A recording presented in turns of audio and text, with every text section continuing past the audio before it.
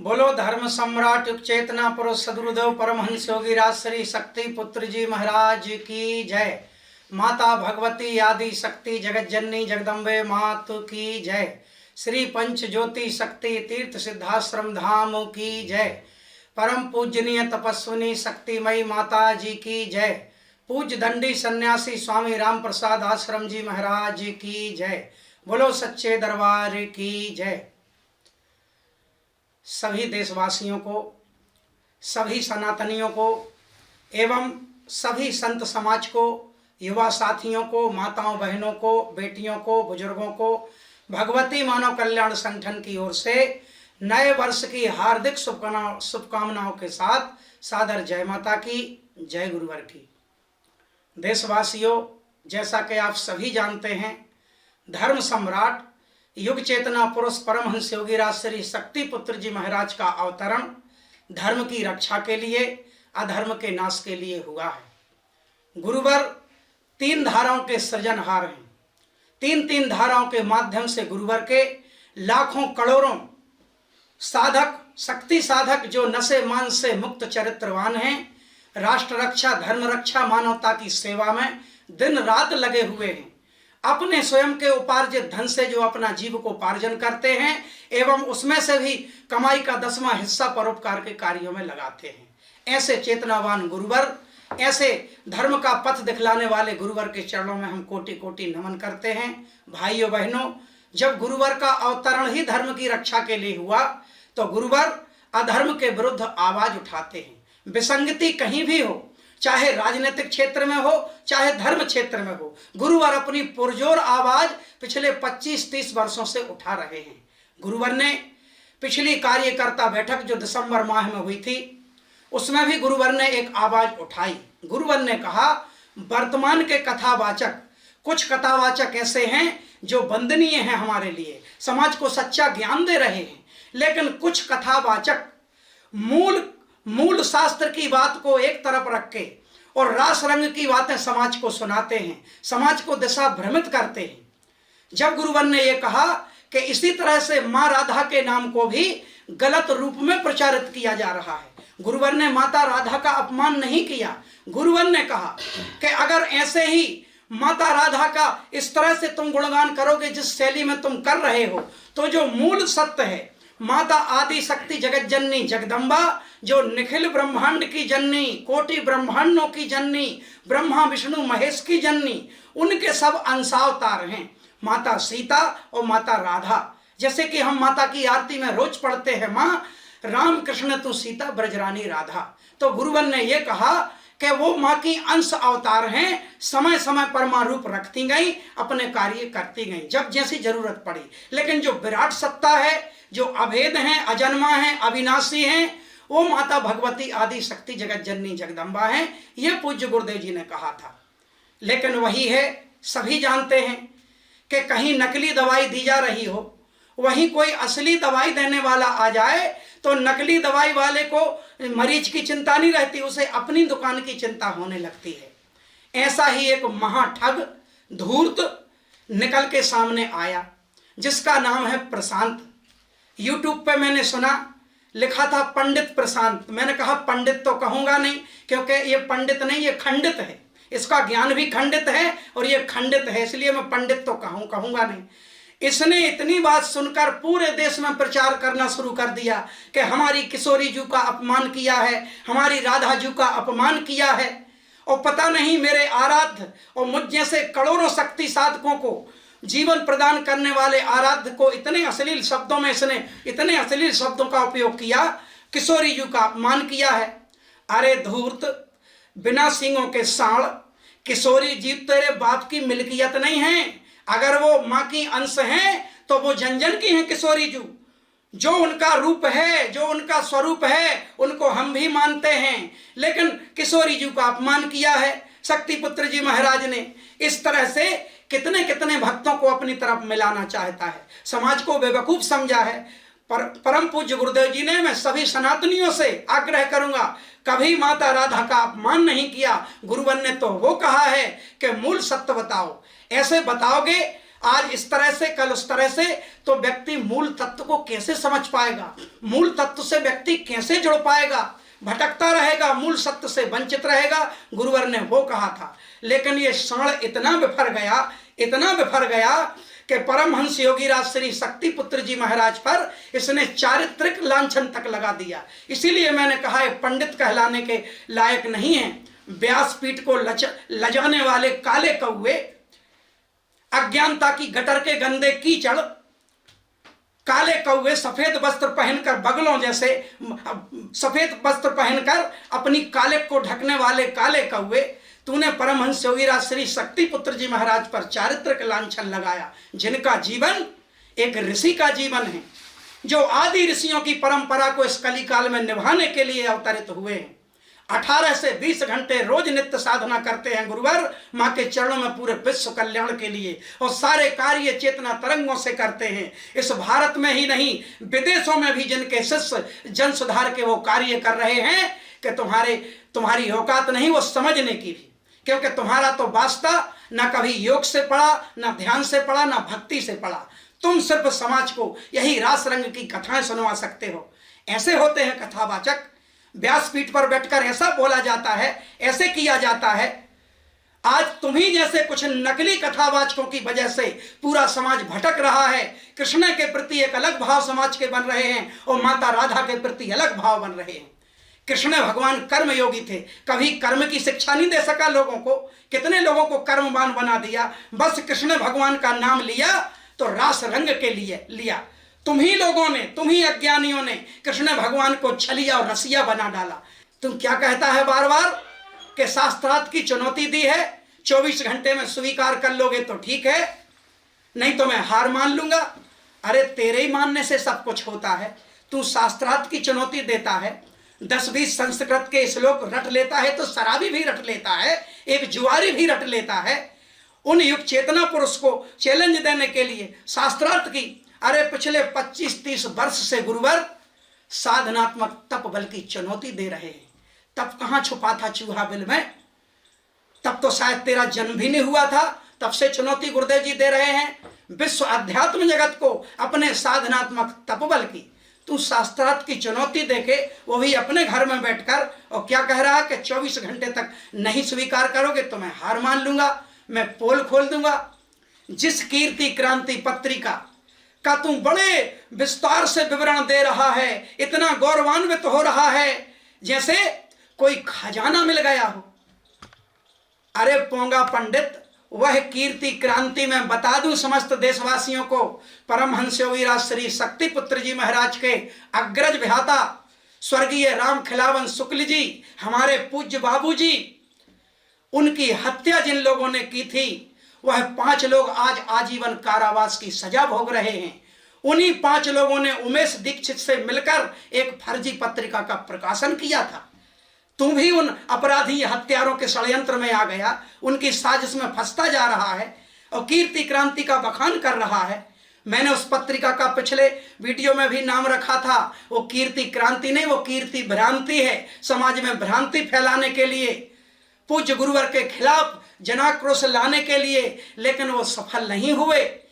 उमेश दीक्षित और उनकी टीम पे माननीय न्यायालय में मुकदमा चल रहा है, विचाराधीन है मामला। और वो हत्यारों से मिलकर जो फर्जी पत्रिका का प्रकाशन हुआ था, वो पूरे आजीवन कारावास भोग रहे हैं। और पूज्य गुरुवन ने जितनी बातें पत्रिका में फर्जी लिखी थी, पूज्य गुरुवन ने उस समय घोषणा की थी कि अगर कोई इस एक बात को भी सत्य प्रमाणित कर देगा तो मैं 1 करोड़ का इनाम दूंगा। इतना ज्ञान होना चाहिए काले कौवे तुझको। तुम क्या जाने 10-20 श्लोक पढ़कर लाखों लाखों करोड़ों करोड़ों लोगों की आस्था के केंद्र बिंदु परमहंस योगीराज श्री शक्ति पुत्र जी महाराज को इन चारित्रिक लांछन लगा रहा है। अगर भगवती मानव कल्याण संगठन को एक बार गुरुवर का आदेश हो गया तो तू तो बार बार चूहा और बिल की बात कर रहा है, तुझे चुल्लू भर पानी डूबने के लिए नहीं मिलेगा। इतना ध्यान रखना। आत्मीय देशवासियों, इसकी कुछ करतूत इस छोटे से गीत में मैं आपको सुनाना चाहता हूं कि ऋषि राज की सुनकर वाणी, ऋषि राज की सुनकर वाणी, लग गया जिसको दंश है, ऋषिराज की सुनकर वाणी लग गया जिसको दंश है।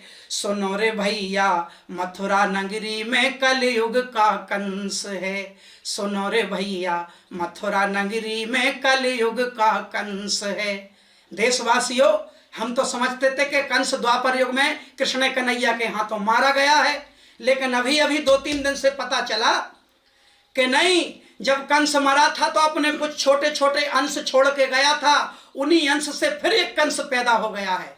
तू कंस है वर्तमान के कलयुग का, तू कोई ज्ञानी व्यानी नहीं। श्लोक तो मैंने पहले भी कहा, शराबी भी रट लेता है, तो उससे ज्यादा श्लोक हमारे गांव के बच्चों को आते हैं।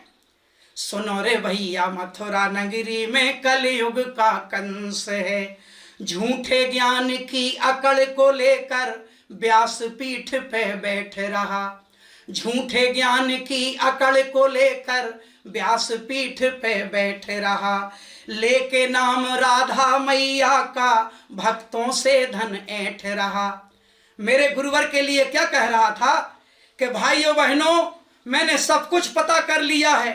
इनकी स्टील फर्नीचर की दुकान थी। अरे अज्ञानी काले कौए बिना सींगों के सांड, हाँ, मेरे गुरुवर की स्टील फर्नीचर की दुकान थी। इससे सिद्ध होता है, ज्ञान ले ले थोड़ा बहुत, इससे सिद्ध होता है कि जब से परमहंस योगीराज श्री शक्ति पुत्र जी महाराज ने बचपन के कुछ वर्षों के बाद जब से अपनी अध्यात्म तप की यात्रा की थी, तब से गुरुवर ने अपने आप को कुछ व्यवसाय से जोड़ के रखा था, ताकि अपने कर्म बल से उपार्जित धन से वो स्वयं का जीव को उपार्जन करते हैं और उसमें से कुछ निकालकर भक्तों के कल्याण के लिए भी लगाते हैं, दीनहीनों की मदद भी करते हैं, क्योंकि उन्होंने अपने आप को कुछ ना कुछ व्यवसाय से जोड़ रखा था। तेरे जैसी अधर्म की कमाई नहीं खाते मेरे गुरुवर, तेरे जैसे भक्तों के चढ़ावा पे अपना जीवन यापन नहीं करते मेरे गुरुवर। और गुरुवर क्या अपने शिष्यों को भी गुरुवर ने आदेश दिया है कि जितना भी कमाते हो उसका 10% किसी गरीब की शादी में, या कोई बिना कपड़ों के जा रहा है तो उसकी मदद कर दो, या और भी समाज सुधार के कोई भी कार्य हैं तो हम सब लोग भी अपने जीवन की कमाई का 10वां हिस्सा परोपकार में खर्च करते हैं। बता रहा है कि स्टील फर्नीचर की दुकान थी। ये बहुत बड़ी जानकारी बता दी तूने। ये तो सारे भक्त जानते हैं कि हमारे गुरुवर की शहडोल में स्टील फर्नीचर की दुकान थी, और वहां भी तब तो उस दुकान में भी 10-20 लोग ईमानदारी की रोटी कमाया करते थे, खाते थे। गुरुवर ने वही रास्ता तय किया है। झूठे ज्ञान की अकड़ को लेकर व्यास पीठ पे बैठ रहा। लेके नाम राधा रानी का भक्तों से धन ऐंठ रहा। नहीं करे स्वीकार जो राधा रानी माँ का अंश है। यही तो सच्चाई है भाई। तेरा क्या बिगड़ गया? बार बार कह रहा है किशोरी जू का अपमान किया, किशोरी जू का अपमान किया। किशोरी जू तेरे बाप की मिल्कियत नहीं, हमारी भी है किशोरी जू।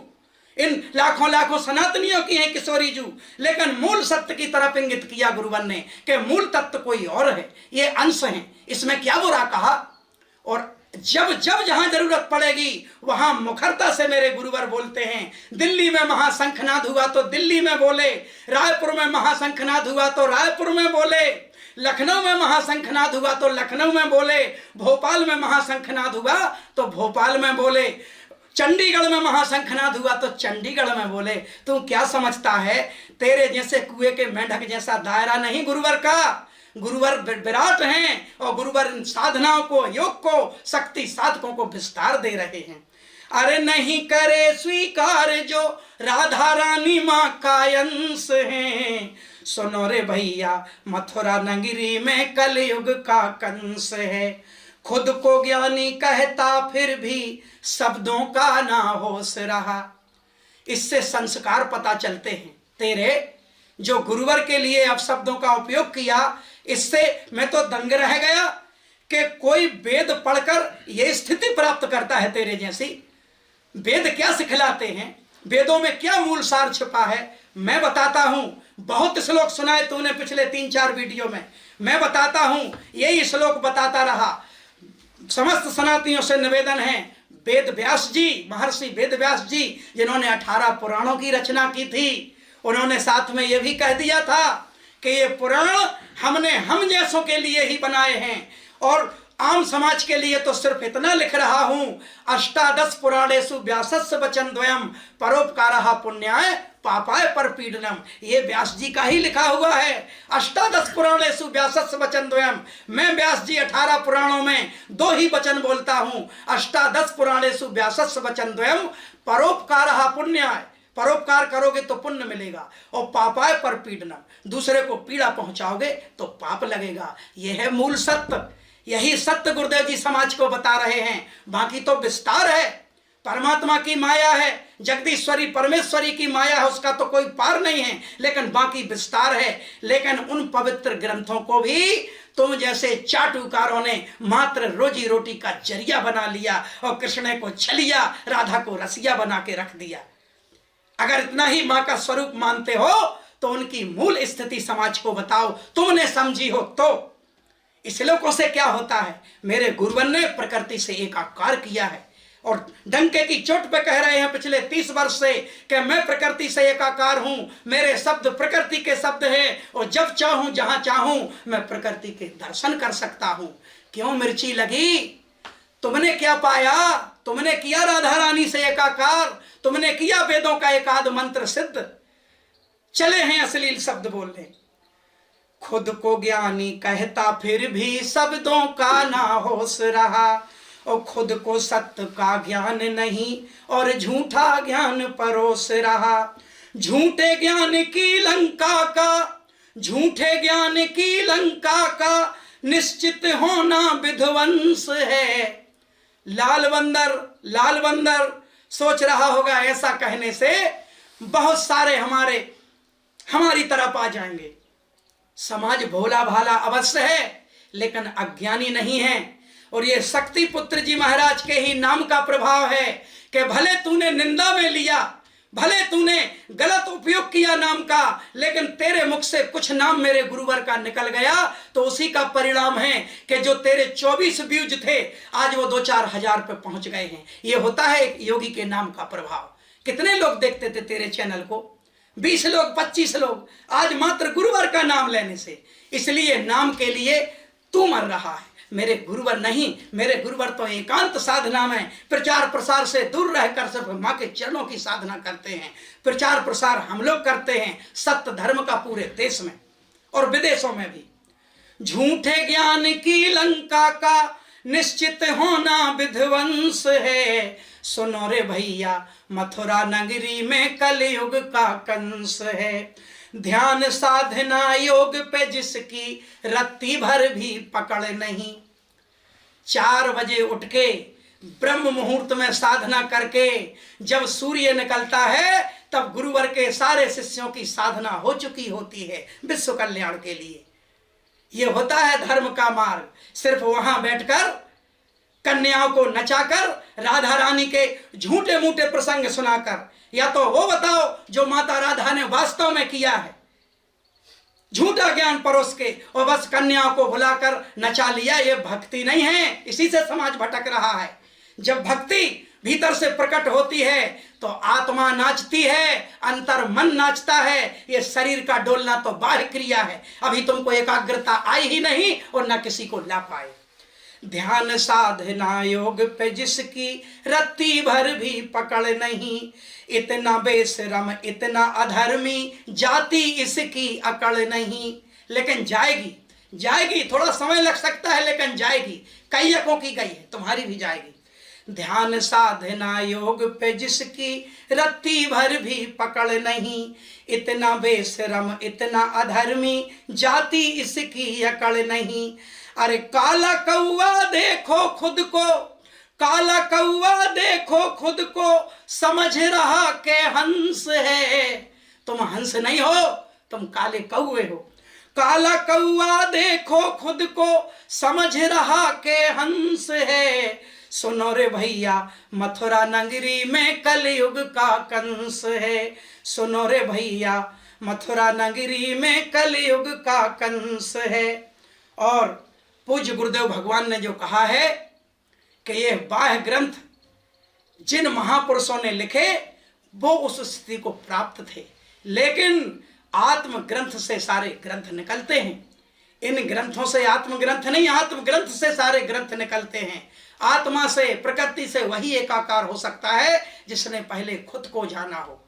लेकिन हम समस्त ग्रंथों का भी सम्मान करते हैं, समस्त सनातनियों का सम्मान करते हैं। और एक बार फिर देशवासियों से विशेष आग्रह है, ये भगवती मानव कल्याण संगठन सत्य सनातन धर्म की ही रक्षा कर रहा है। भीतर का कचरा साफ होना जरूरी है। जब भीतर का कचरा साफ होगा तभी बात बनेगी। अतः एक बार फिर पूरे संत समाज को, पूरे आत्मीय सनातनियों को, सभी युवा वर्ग को भगवती मानव कल्याण संगठन की ओर से ढेर सारी शुभकामनाएं। शेष अगले वीडियो में सादर जय माता की, जय गुरुवर की।